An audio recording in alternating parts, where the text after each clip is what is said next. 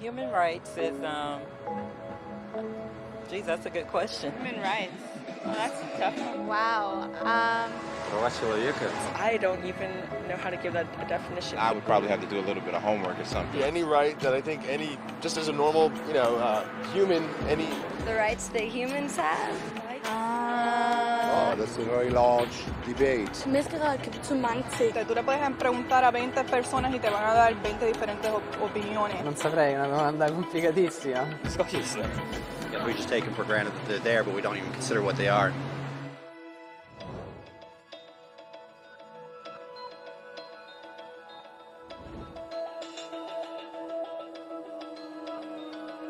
Human rights are the rights you have simply because you're human. It's how you instinctively expect and deserve to be treated as a person, like the right to live freely, to speak your mind, and to be treated as an equal. There are many kinds of rights. Most apply to a certain group. But human rights are the only ones that apply to absolutely everyone, everywhere. That means kids, old people, poor people, basketball players, garbage men, rappers, teachers, Africans, Indians, Albanians, Christians, Muslims, Kabbalists, atheists, your mom, your dad, your next door neighbor, and you all have the exact same human rights. In other words, they're universal. But the question remains, what are they? Name the human rights? What the human rights are? the right to live. Equality between all peoples. Right to religion, the right to... Is there supposed to be a list somewhere I should be aware of? According to the United Nations, there are a total of 30 human rights, which are usually lumped together and called simply human rights. They're all listed out in the Universal Declaration of Human Rights, which is the world's most widely accepted document on the subject. But it was a long time in coming. At first, there were no human rights. If you were in with the right crowd, you were safe. If you weren't, well, you weren't. But then a guy named Cyrus the Great decided to change all that. After conquering Babylon, he did something completely revolutionary. He announced that all slaves were free to go. He also said people had the freedom to choose their religion, no matter what crowd they were a part of. They documented his words on a clay tablet known as the Cyrus Cylinder. And just like that, human rights were born. The idea spread quickly to Greece, to India, and eventually to Rome. They noticed that people naturally followed certain laws, even if they weren't told to. They called this natural law, but it kept getting trampled on by those in power. Not until 1,000 years later in England did they finally get a king to agree that no one can overrule the rights of the people, not even a king. People's rights were finally recognized, and they were now safe from those in power. Kind of. It still took a bunch of British rebels declaring their independence before the king got the point that all men are created equal. Which isn't to say he liked the idea, but he couldn't stop them, and America was born. The French immediately followed with their own revolution for their own rights. Their list was even longer, and they insisted that these rights weren't just made up. They were natural. The Roman concept of natural law had become natural rights. Unfortunately, not everyone was so thrilled.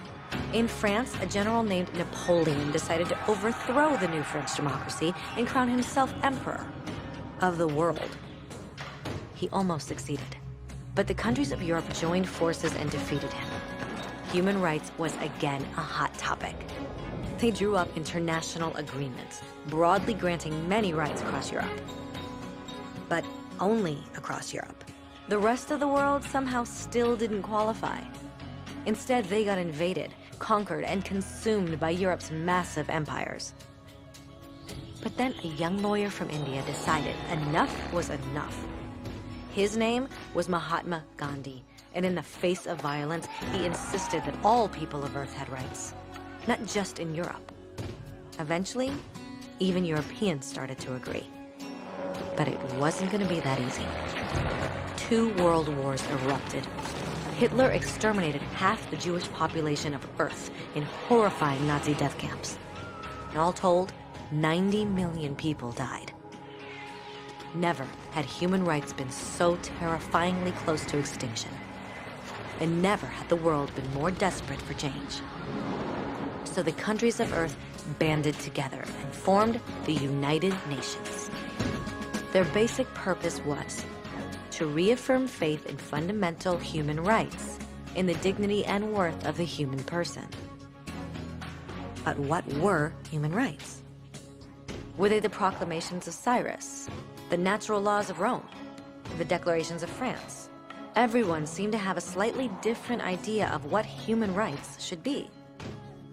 But under the supervision of Eleanor Roosevelt, they finally agreed on a set of rights that applied to absolutely everyone.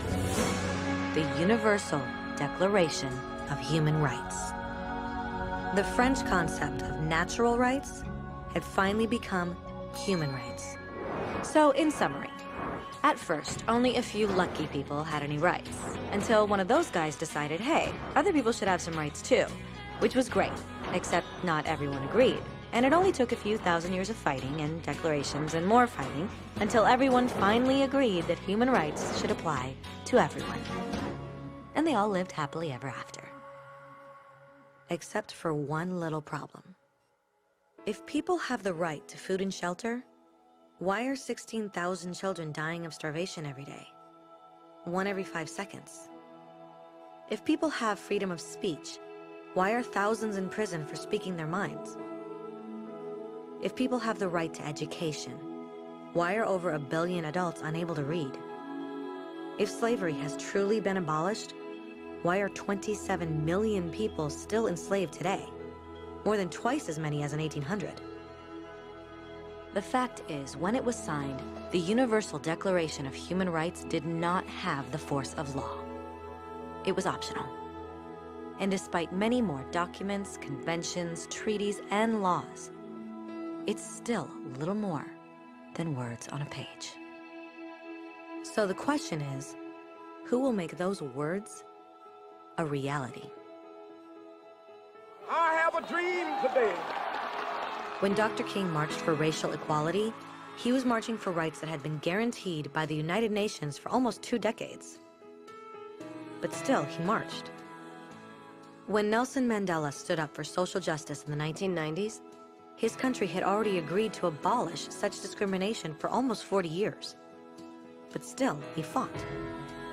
Those who fight today against torture, poverty, and discrimination are not giants or superheroes. They're people. Kids, mothers, fathers, teachers. Free-thinking individuals who refuse to be silent. Who realize that human rights are not a history lesson. They're not words on a page. They're not speeches or commercials or PR campaigns. They are the choices we make every day as human beings. They are the responsibility we all share to respect each other, to help each other, and to protect those in need. As Eleanor Roosevelt said, where, after all, do universal human rights begin? In small places close to home. So close and so small that they cannot be seen on any maps of the world. Yet they are the world of the individual person, the neighborhood he lives in, the school or college he attends, the factory, farm, or office where he works. Such are the places where every man, woman, and child seeks equal justice, equal opportunity, equal dignity without discrimination. Unless these rights have meaning there,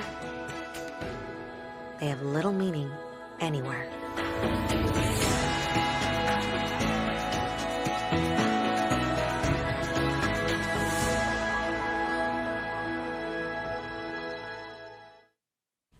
Okay, here we go.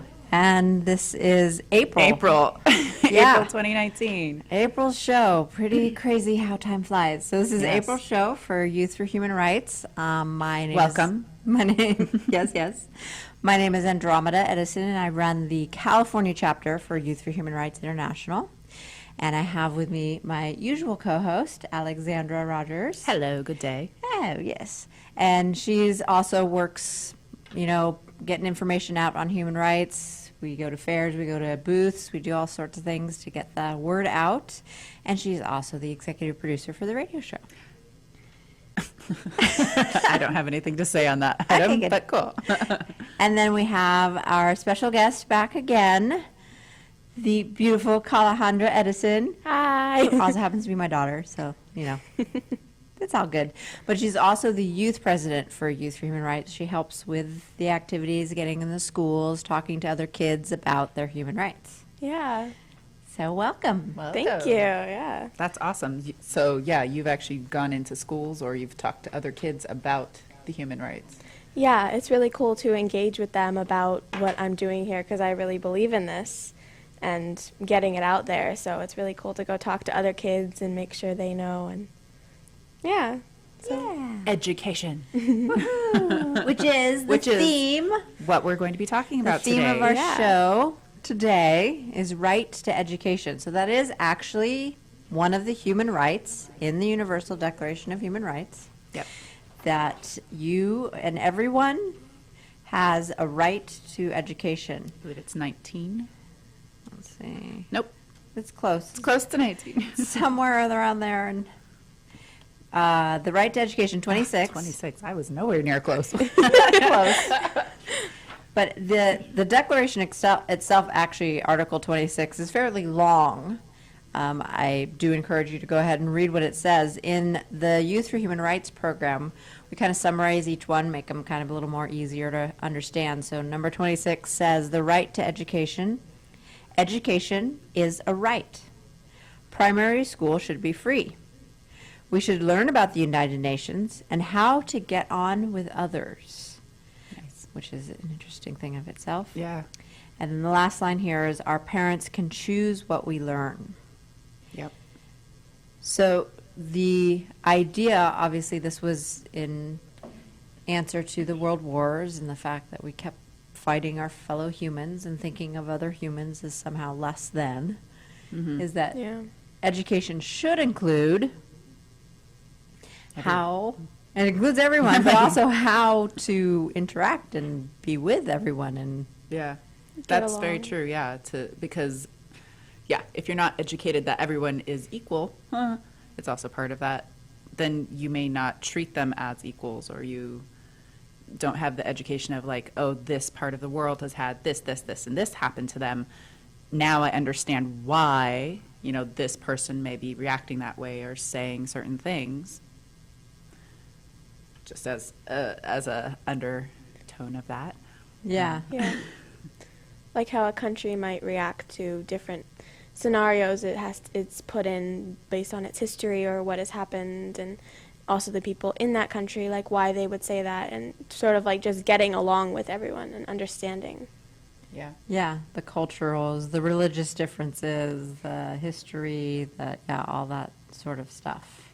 Which is, I'm actually now thinking of like the middle part of like everyone should learn about the UN, which I myself, I admit, as at a younger age, I don't think I learned very much about it. I just kind of like knew that there was this group of representatives of different countries who would meet and talk, but I never really understood it.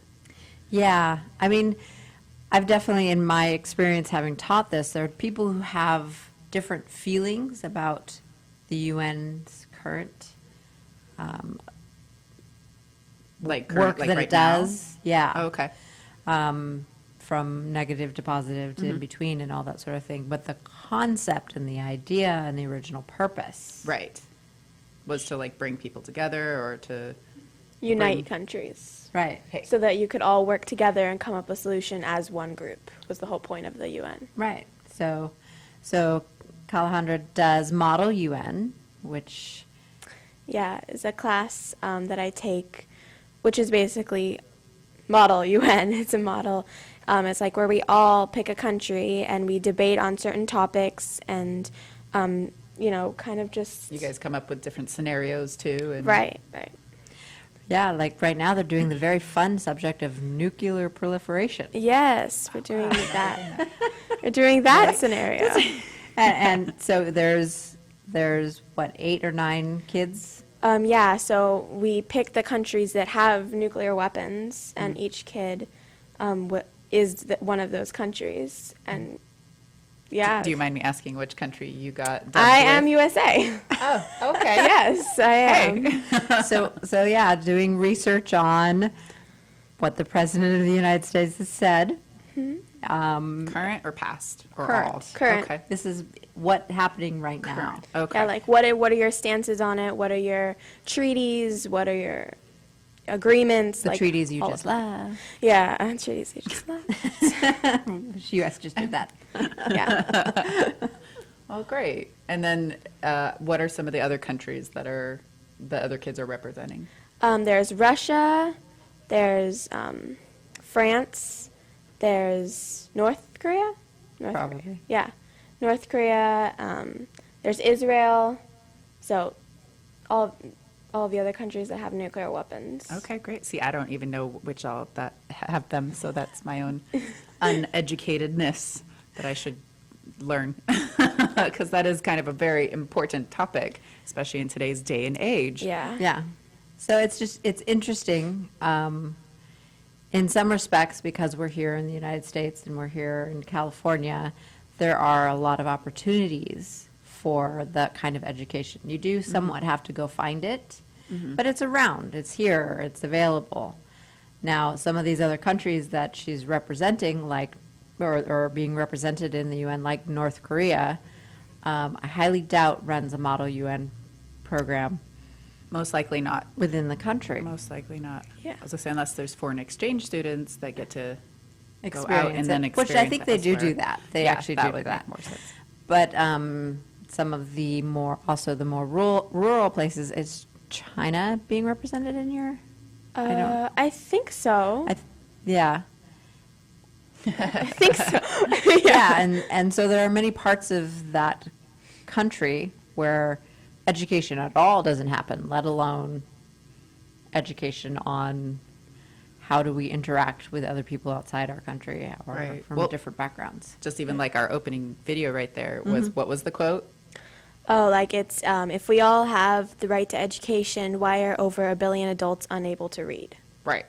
So that, I'm sure, the higher populated areas, I don't know, but in different cultures, there's, Right, no where literacy. you There's- grow up and you're trying to not starve. Right. And so you're working on the farm from the time as soon as you can do it, Or go out and find work as soon as you or can. whatever, Yeah. because Right. you have to not starve. You're not thinking about education. You're not thinking about how we're going to interact in a world that's growing smaller all the time from the perspective of social media. I know. and- That actually makes me think of like, well, from our perspective, because we are so in depth in social media and online and working from home, or working from, a remote location where you don't have to travel, or you could, and things like that. How is that in relation to other countries? I know there's people in other countries that do the same, but it makes me wonder, because I don't know the statistic on that, of what countries are able to do that, like have that social media interaction, and so now they're being a little more localized, and they think that the world is getting smaller, or is it still oh no, the next town over is like a 2-day walk, and that's, For some parts of the world, yes, Yeah. absolutely. I feel like social media is definitely a big part of the world today, and it's just something that you kind of expect of people and expect them to do. So it's like, everyone has social media. Oh, everyone, and I feel like that kind of makes the world smaller. In my But there are perspective. places Sure. like large, vast places in Africa where they're not Yeah. on social media. Yeah. They don't have access to it. I work with a Youth for Human Rights organization or chapter in Africa, and they do WhatsApp to talk to each other. Yeah. That's a good app. It's good. But every now and then somebody will be like, "Hi, I just checked in because we didn't have internet access for a week, so that's why I was gone." Like the whole town had no internet access for a week. Wow. Right. One of the guys in the group actually said, I can't be around because literally my brother was just kidnapped by the Cameroon insurgents and we're trying to find him. Wow. So, yeah. Great. Wow. And they're struggling to even get education to their kids. Yeah. Yeah. I guess it's just some privileges that some of us have and Don't even realize it's a privilege. yeah, Right. take for granted. Yeah. Right. So education in the United States. It's Yeah. pretty decent. It's pretty good. Well, comparatively speaking. even it's like from what I know you've been learning too with the younger two as well, 3 kids, the younger two as well, and with Kalahundra here, doing some homeschooling, Yeah. and learning all about the opportunities that certain homeschooling programs have, which when we were young, that wasn't around. Right. Either. So it is very much like how it says in here on the third part of that article, where a parent has the choice, what's the word? Has the right to has choose. the right to choose, what their child is learning. Yeah, our parents can choose what we learn. Yeah. I mean, there's sort of opportunity for a slight double-edged sword there. Sure. Yeah. Because you do have parents who are struggling to feed their children in some of these other countries, and the choice they have to make is, do I educate them or do we all eat tonight? Right. So somehow, that's why we've talked about before, none of these live in a void of the rest of the human rights, because there should be opportunities for fair employment for the parents. Right. And they should be able to bring in enough money. They should work a job that covers their expenses. Yeah. So that their kids can go to school. Right. In a fair world, that would happen. Right. Yeah, totally. Right. So again, sort of the privileges of what we have here. But what do you think of homeschooling? I'm just going to put you on the spot. Oh, okay. As compared to going to a school too. Yeah. I mean, homeschooling is definitely different from any public school or private school because it's definitely more about self-discipline and having to get it done yourself. Right. And not being told by a teacher, hey, you got to do this, you got to do that, this is your homework. You kind of have to know what you have to get done that day and do it on your own with your own self-discipline. So it's definitely more about that. But then, of course, the parents teach you. My mom teaches at homeschool. So that's definitely more. They get to decide. And then the different classes that you can go do. There are so many different classes. And I take like 5 different classes over like 2 different days. And so it's like there's a big amount of that, and there's more that you can learn and more opportunities you can get that you wouldn't necessarily get in a public school or private school.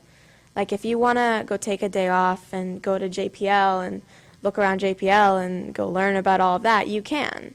Right. Because obviously... Field trip days, yeah, because you can take lots of field trip days. And so it definitely, I think, gives you more opportunities for learning things and getting to know what you want to do or what kind of job or employment you want to have. You can get more into those areas and see which ones you like. And right, like her little brother wants like science. Right. He wants to be a scientist. He wants to be a scientist. But there's so many different kinds of science. I was like, okay, what kind of science? He's like, oh, I don't know. So I listed them out, and it's like, well, look at all that. There's like 3 pages of all these different types of science. Which one do you want? And I started naming some of them. He's like, oh, I like that one. Oh, I like that one. Oh, I like that one. Oh, I like that one.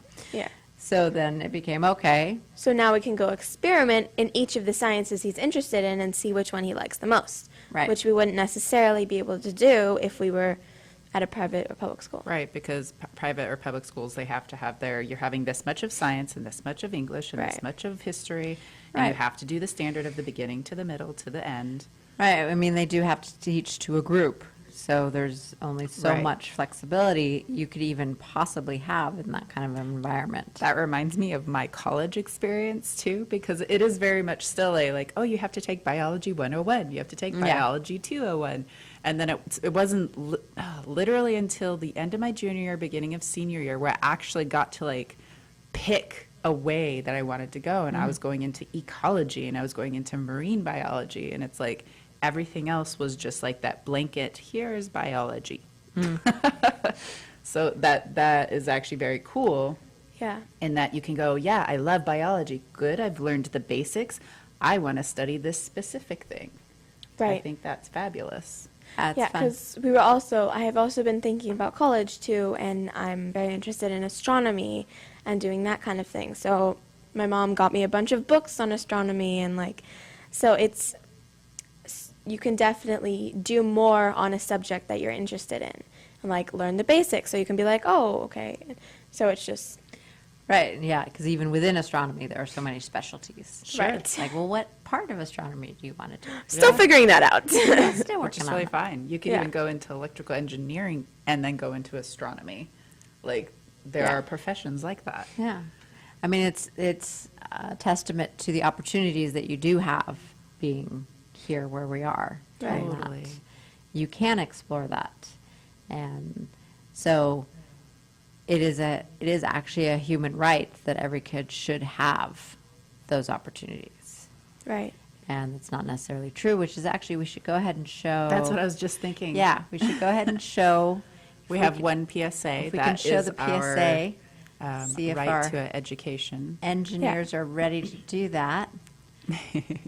Yeah. Get that done. We'll get that PSA going. This is the right to education.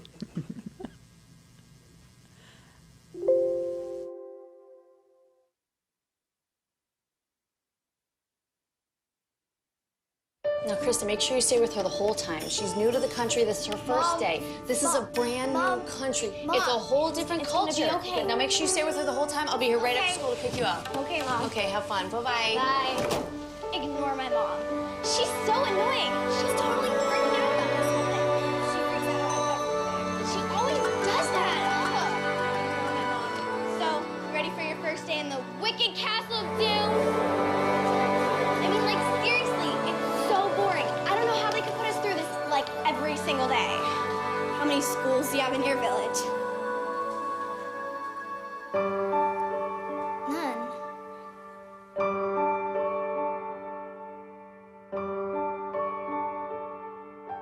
How many schools do you have yours?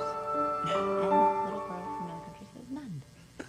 I know. So- That the first time I saw that one, I was just like, I know. You cry when you see that because it's she's talking about how, oh my gosh, school's so horrible and I hated doing it here and it's so waste of time, da da da, and then she's like, so how many schools? And she's like, we don't have any schools. yeah, she's so excited because she's actually in At school. a school, yeah, and then you see it, it's huge and it's beautiful, and so it's definitely something that All about perspective. yeah, no, yeah, it's we definitely take for something we granted. take for granted, right? Totally. Yeah, no, it's something. I mean, I didn't fully. Let's see. You hear about it. You kind of know that over there's problems, right? Yeah. And it wasn't really for me realistic to me until I started working with the chapters in Africa. And You don't really understand it Right. until you see it, and you're like, wow, these people don't have any schools in this entire city, in this entire town, and That totally reminds me. I also just watched a documentary because that's how I've learned about it, mostly of watching documentaries. Yeah. And there was this recent Academy Award-winning documentary called Period, End of Sentence. I've heard of it. I haven't seen that one. It just won the Academy Award. It's a short film. If you're in America and you have Netflix, it's on Netflix. But it's about educating women in India and men about periods. Oh, right. And so, yeah, because Okay. the I've award heard that thank whole- you speech was I can't believe an Academy Award. We won an Academy Award talking about menstruation. It's oh my God. But there's 'Cause a lot of it's people. taboo. It's a taboo. And, Yeah. and people don't know about it. But the thing that triggered was a couple of the girls that they interviewed stopped going to school. Right. Because of their period, because it was taboo, Wow. because of, they were shunned. You couldn't be excused to go handle it, and you couldn't they were having issues. Because education-wise, people didn't understand what exactly was going on in the body. Right.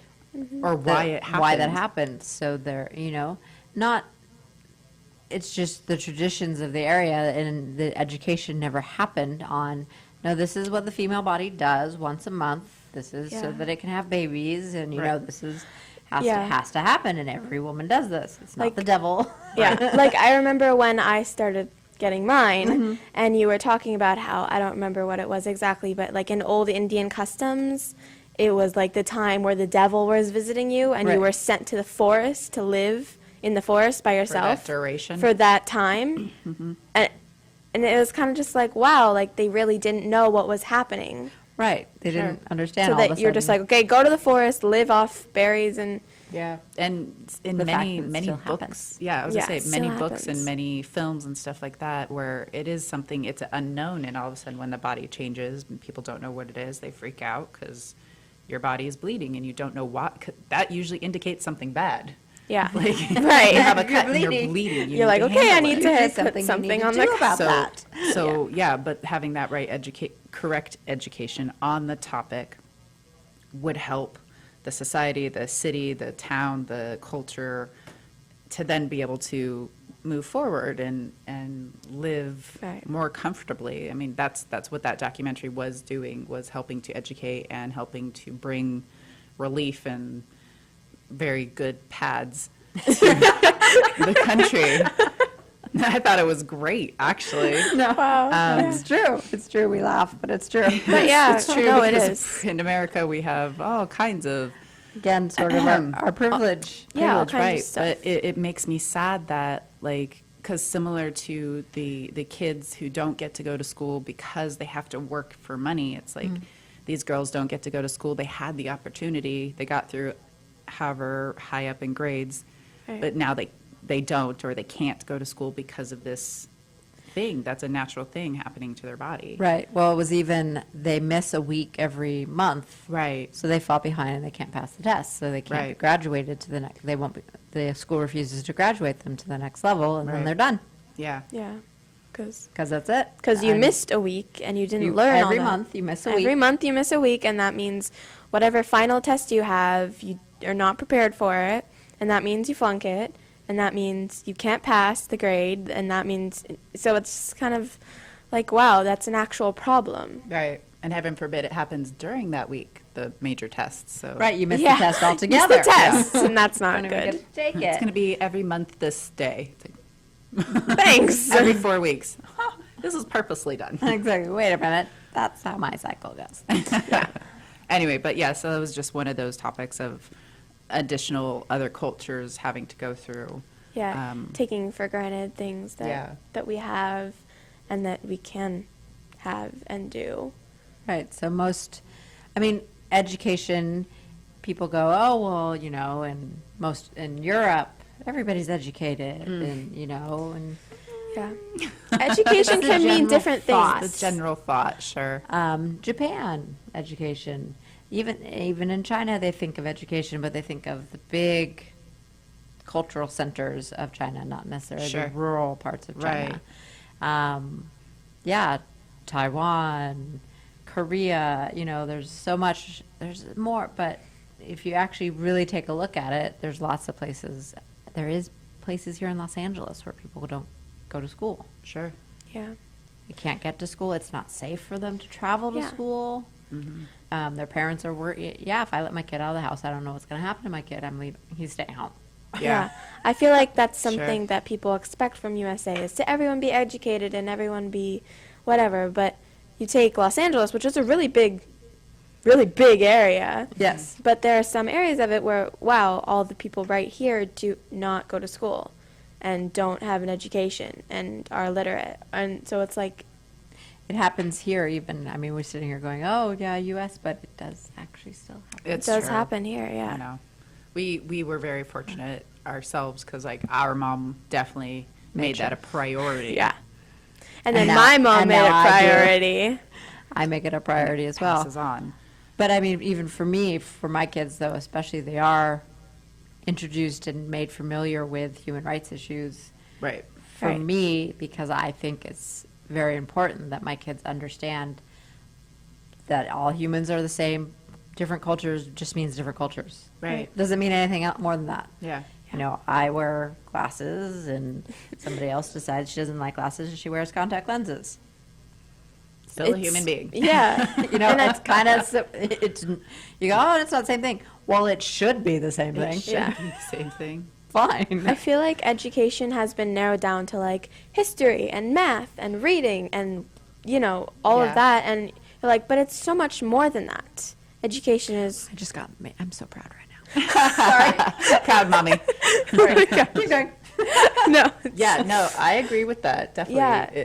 It was very much the academics, that is your education. Right. Don't worry. And we used to joke too of like, yeah, you'd graduate college, but you never knew how to balance your checkbook, which nowadays we don't have checkbooks.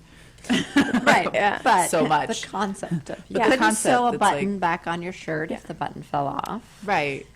Change a tire. These are all educational aspects too, because it's Right. learning how to live and survive.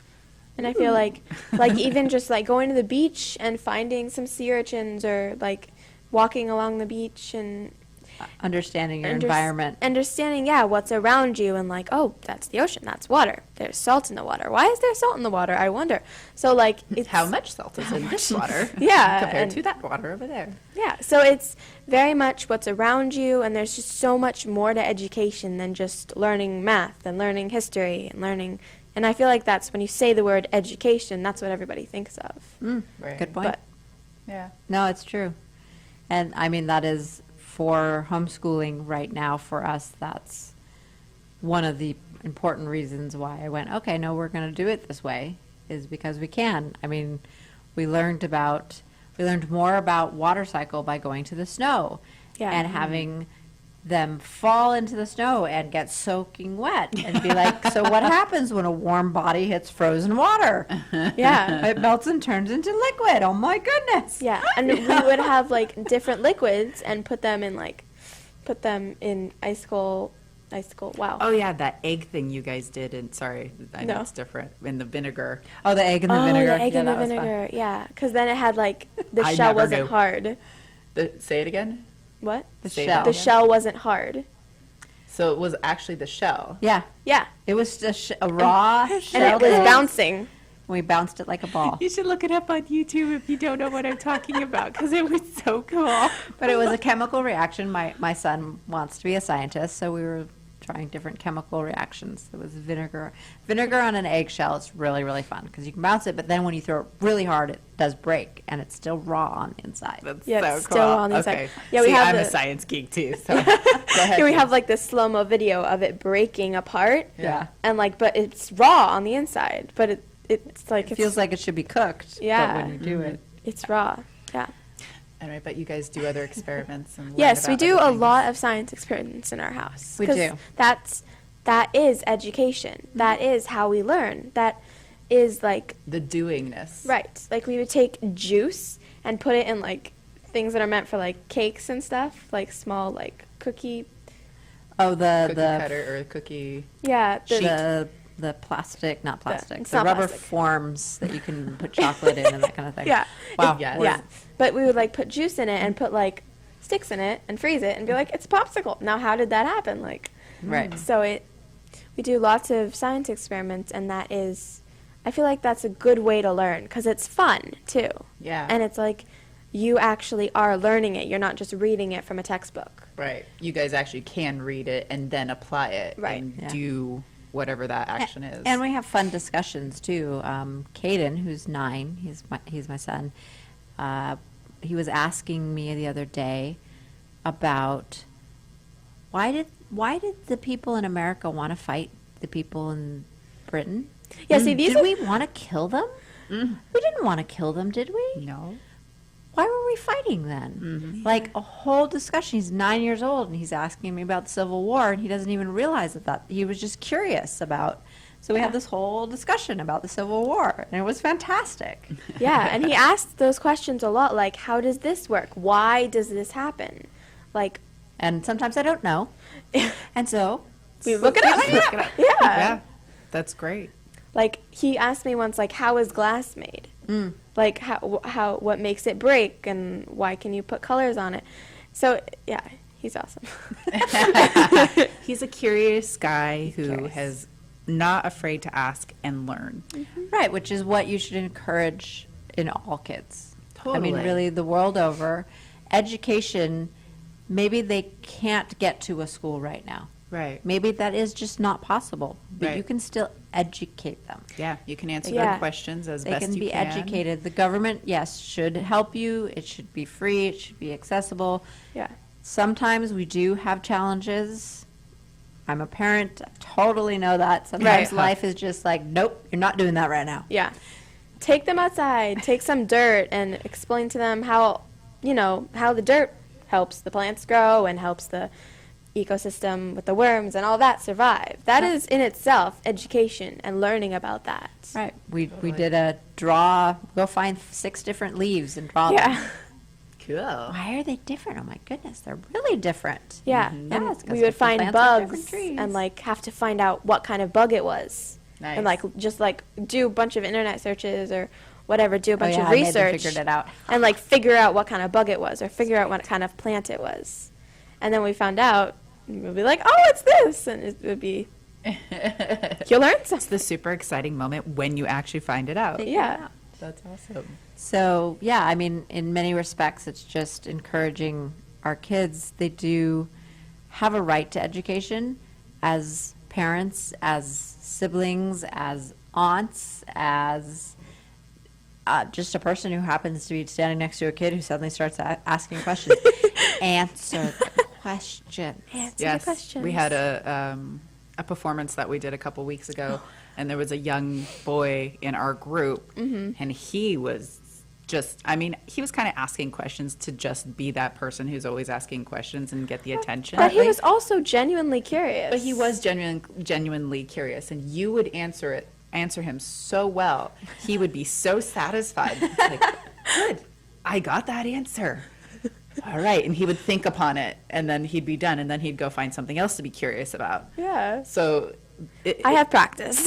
definitely you have to answering have 2 younger questions. siblings. But it is Yeah. one of those, if you can answer or think about it when a child or someone else has a inquisitive question, be like, well, my thought is on this, or this is what I know about it. If you don't know about it, do research, find out, get into the game of it, because you'll learn something new too. Why not? Right. The student becomes the teacher, or what is it like? This is like a phrase like the teacher not only teaches the student but also themselves. Which Yeah. I can attest to as a homeschooling parent. Yeah, because I'm relearning things. yeah, because I'm doing algebra, Which is not my strong suit. which it's not that she doesn't do algebra. She just do, but but what I do sometimes is I'm like having trouble with a problem, and I'm like, Mom, I can't figure this out, and she's like, okay, explain it to me. And I start explaining. I'm like, okay, so you're supposed to do this and this and this and this. Oh, that's what I did wrong. And then she's like, didn't have to do anything. Yeah. So it's good way to learn to teach. Yeah, and It it's is. less of being taught and more of learning, Yeah. Yeah. like learning on your own and figuring it out. And Totally. That reminds me of, again, go back to my college years.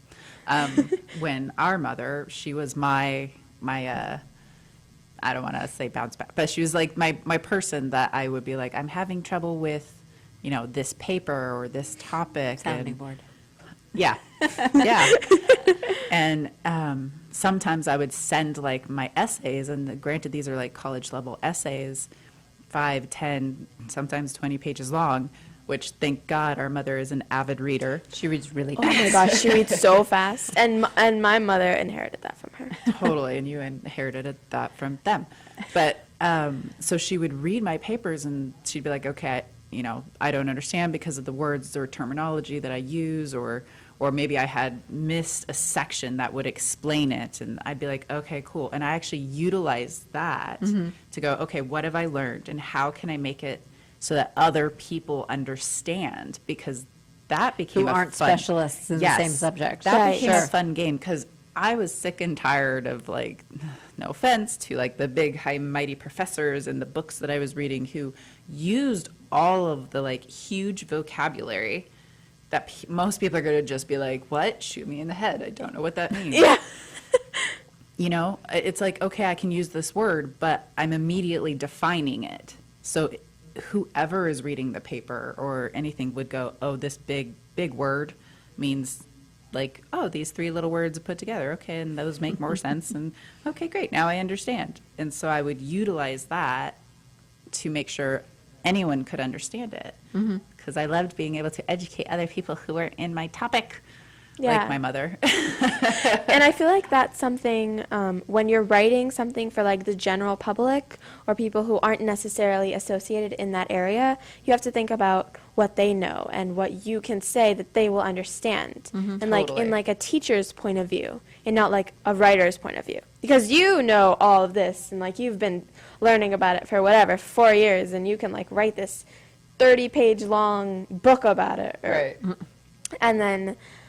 books aren't 30 pages, but anyway, and then you can, but if you're writing it for someone else who isn't necessarily as educated, then you know what kind of words to use, you know what kind of things to say that they will understand and that they can get.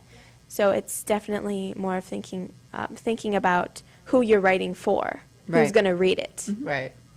Yeah, some of those papers, the last like 8 pages used to be like, my works cited papers, like, and this is where I got this information, and it was for 6 pages long saying that. Yeah. All the other technical books. Because you have to cite your work if you're using other people's work. Anyway, but that's like more stuff you just learn. You learn about how to do that and go back to education. No, it's fine. I mean, it's absolutely relevant because how do you take a subject like biology, like marine biology, and there are kids who haven't had a chance to do that 4 years, that 6 years of education, but they're still really interested in the subject. Yeah, they're very I want to excited. learn about starfish. Yeah, I don't want to stars. Yeah, we went to that sea otter rescue place, and we went in. They actually gave a lesson, but it was I was with one of my homeschool groups, and most of them were younger kids. So it was definitely a lecture to the younger kids. Right. It was like catering to them. Yeah, like I have a stuffed animal. Do you know what this part is? Do you know what this part is? And so it's like what makes seals and sea lions different. And he was definitely explaining it to the 7 and 8-year-olds. Right. Because you need to have that available for, now granted, you could take a 20-year-old who has always really wanted to learn about it but never had the opportunity or time. Right. There's got to be resources available for that person. That's not going to make them feel like, well, now you're just talking to me like I'm a 4-year-old. Right. And I don't want to be talked to like I'm a 4-year-old. No. I want to be educated. So that's almost like, take the papers, as both of you were saying. Yeah. Define the word you're going to use. Think about the person who's reading it. Don't treat them like a 4-year-old, but realize they haven't had a chance to get educated in this area yet. Right. And they can actually walk now away. They want to. Yeah, they could walk away with that paper knowing what was actually trying to be delivered. Right. Yeah. It's facilitate their right to an education by making it so they can understand it. And you can like explain like, okay, so this is what happened, and that is called this. Right. And now I'm going to use that word, and you're going to know exactly what it means because I just used a time I page use describing it. Yeah, every time I use it for the next 20 pages, you'll actually go, oh, I understand that word. Yeah, and then you can do that, and then that actually kind of makes people feel smart, I think, because it's like, oh, I know this big word, and this is like my first time studying about it. It's like, wow, this is cool. I can actually learn this. Absolutely. So, yeah, it's definitely a big part of education. You have to learn and know who you're teaching. Yeah, so creating resources that can be used all around the world by anybody. I mean, such as this one. Such as this one. Yeah, because this is definitely this is simplified, not like the huge universal declaration of human rights, right? Which is going to be very advanced and have all of this bigger words, all of these big words. Yep. Yeah, so this is a more simplified version so that you can understand it and know what they're talking about and not be like, okay, I can't learn this because I don't know what all these words mean. Right. This being the Youth for Human Rights for the radio guys. Right. This being the Youth for Human Rights booklet, which is translated in 20 languages. So, and we continue to add more and more languages with the idea that we want anybody and everybody to be able to understand it. Right. Plus, we actually have a whole educator kit. Right. So that is available too. Are Yeah. those in the other languages? Almost 20. I think there's 18 of the languages have the entire educator kit on how to teach it, how to then, if you're a mom or just a concerned person who goes, I want to teach human rights to the kids I in want my my schools. child to be very much like this lovely lady sitting here who's Exactly. well eloquently speaking her mind. Yes. So, yes, I would recommend using the program. Yeah, You can 'cause- get it online, youthforhumanrights.org, and you can order your own and get it so you can use it. And there's so many different activities, like the paper airplane. There's That a one's paper fun. airplane where you can write your favorite human right on it, and like fold it into a paper airplane and like throw it at people, and then you can not like throw it at people. You Like- throw it at a person who says, throw it at me. Yeah, It's it's like- really, which I'm usually when Yeah. I teach this, I actually do a training seminar to teach people how to teach other people. We call it teaching the teachers. And we always do that as a practical. So I'm usually the dummy. I'm usually like, okay, everybody, throw them at me. Yeah. But there's a sense of you've committed something yourself to paper that you feel is important. Right. And that sort of sets it in your universe, sets Right. it for yourself a little better, having picked one and gone, no, this is the one that's important to me. And then you can make something fun out of it. And then you can make something creative and Yeah.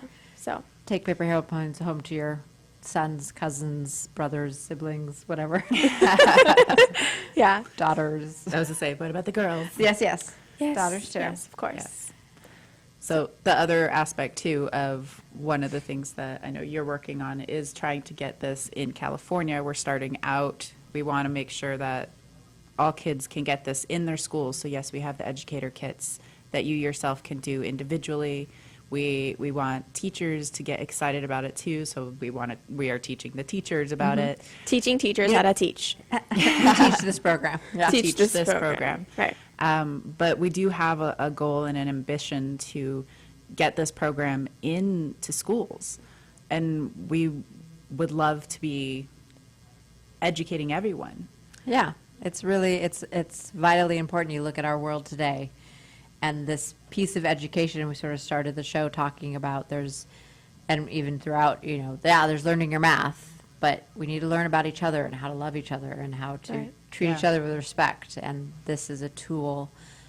The Universal Declaration of Human Rights, which was written right after the World Wars, is a tool that we should use. Yeah. However you feel about the United Nations, I don't actually care, because that's not what I'm teaching. No. I'm teaching this one document and how you respect and give dignity to everybody.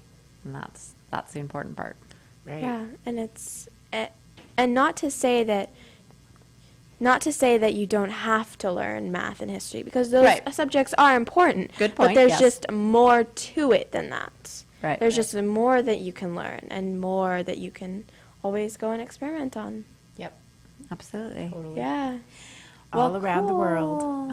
Yeah. Yay. Thank you, ladies. Thank you. Yes. This has been fun, and I definitely hope everybody gets a chance to go to youthforhumanrights.org, check it out. The booklet is up on the website. You can read it. There's videos on the website about each of the articles to make it fun, because Yeah. our kids nowadays love digital stuff. Imagery. Yeah, Yes, they moving do. pictures, movies, very popular. So please go check it out, and thank you very much for listening, watching, wherever you Wherever you are, what are you doing?